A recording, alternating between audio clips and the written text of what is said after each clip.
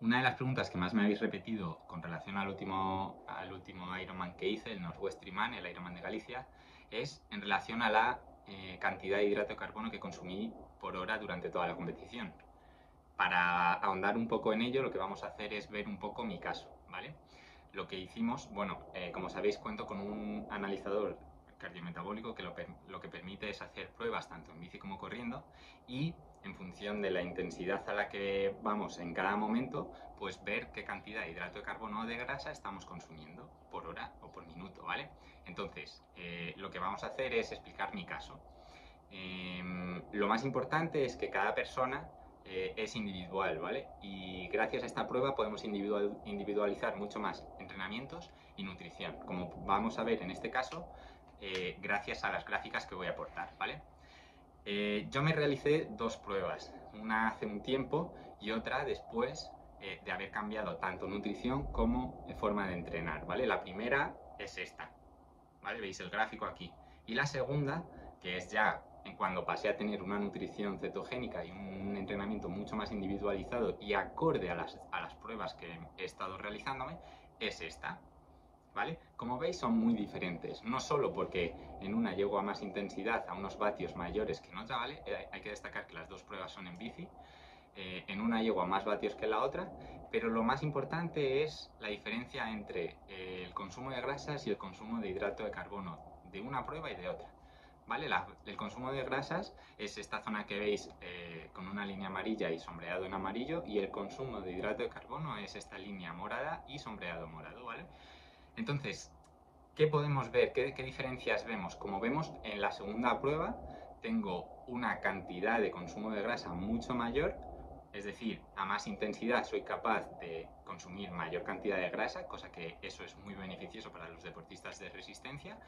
Y bueno, en la primera prueba vemos que a poca intensidad ya empiezo directamente a consumir hidrato de carbono. Eso quiere decir que mi flexibilidad metabólica estaba alterada. Como hemos dicho, planifiqué toda la nutrición gracias a esta última prueba, ¿vale? Estamos hablando de la parte de bicicleta, ¿vale? Entonces, gracias a esta prueba, en la que vemos la intensidad y el consumo de hidrato de carbono y de grasa que tengo por minuto, pues lo que hicimos fue planificar la nutrición. Entonces, como podéis ver, la intensidad a la que yo fui durante toda la competición, durante toda la parte del segmento de bicicleta, es una intensidad en la que yo prioritariamente estoy consumiendo grasa, ¿vale? Esto quiere decir que estoy reservando ese glucógeno, esa glucosa, ¿vale? Ese hidrato de carbono para momentos en los que tengo que hacer un esfuerzo que va a venir más adelante, sobre todo en la parte de carrera a pie. Además, aunque ya voy consumiendo algo de hidrato de carbono, me permite el consumo de grasa, este que tengo tan elevado, ser capaz de, con un pequeño aporte de hidrato de carbono, ser capaz de renovar y de reponer esas reservas de glucógeno, ese hidrato de carbono de manera exógena, ¿vale? Entonces, lo que vemos aquí es que no necesito mucho hidrato de carbono a la intensidad a la que yo fui en el Ironman, con lo cual reservo ese glucógeno y ese hidrato de carbono para un esfuerzo posterior, un esfuerzo más fuerte, como puede ser ya pues la parte de, como hemos dicho, carrera a pie, las subidas que había o pequeños momentos de un cambio de ritmo. Entonces, ¿qué estrategia utilicé yo durante todo el segmento de bicicleta? Pues bueno, durante el segmento de bicicleta yo lo que hice fue consumir una mezcla de, bueno, yo llevaba tres bidones, ¿vale? En la bici llevaba uno en el que llevaba agua de mar mezclada con agua, otro en el que llevaba agua normal, sin nada más, y un tercero en el que llevaba agua con cetonas, ¿vale? ¿Qué pasa? Que estas cetonas a mí me iban dando ese plus para momentos en los que yo tenía que ir tirando también de esa grasa, ¿vale? ¿Qué pasa? Que yo utilicé también los geles. ¿Qué pasa? Que durante toda la competición utilicé una menor cantidad de geles que si yo fuese muy dependiente de hidrato de carbono. Es decir, con un gel de 40 gramos, o en este caso para mí eran gel y medio de Maurten, ¿vale? Porque fue lo que utilicé, tenía ya cubiertas las necesidades que yo tenía de hidrato de carbono. Entonces, cabe destacar que yo al principio, durante la primera hora y media de bici no estuve consumiendo nada de hidrato de carbono, ¿vale? Haciendo que mi metabolismo, mi flexibilidad metabólica, mis grasas estuviesen trabajando y dándome esa energía, preservando ese hidrato de carbono. Y conforme ya pasó la primera hora y media, comencé a ingerir, pues eso, un gel y medio a la hora, unos 40-50 gramos de hidrato de carbono. Teníamos un Special Needs en el cual yo cambié y ahí cogí un bidón, en este caso de hidrato de carbono, para seguir consumiendo ese pequeño porcentaje de hidrato de carbono, esa pequeña cantidad de hidrato de carbono, pero en este caso bebido porque a mí me sienta mejor. Hay que individualizar mucho las pautas de nutrición, a cada persona le sirve una cosa, le funciona una cosa. En mi caso, cuanta menos geles tenga que tomar, cuanta menos cantidad de hidrato de carbono tenga que tomar, pero que me valga, que me funcione para renovar esas reservas de glucógeno, va a ser muy bien administrado y pautado, ¿vale? Entonces, durante todo el segmento de bici estuve consumiendo pues eso, unos 40-50 gramos de hidrato de carbono y cuando me bajé a correr pasé a consumir más o menos la misma cantidad. De nuevo, cogí un flash, en el flash tenía una mezcla de agua con cetonas y lo fui consumiendo, ¿vale? Seguimos priorizando ese consumo de grasas a una intensidad que también, en mi caso, una intensidad que en mi caso es maximizar el consumo de grasas. No dependo mucho de hidrato de carbono. Pero para la última parte de la competencia, para la última hora, 2 horas, 2 horas y media, ¿vale? Ya sí que fui aumentando un poco más ese plus de tomar un poco más de hidrato de carbono.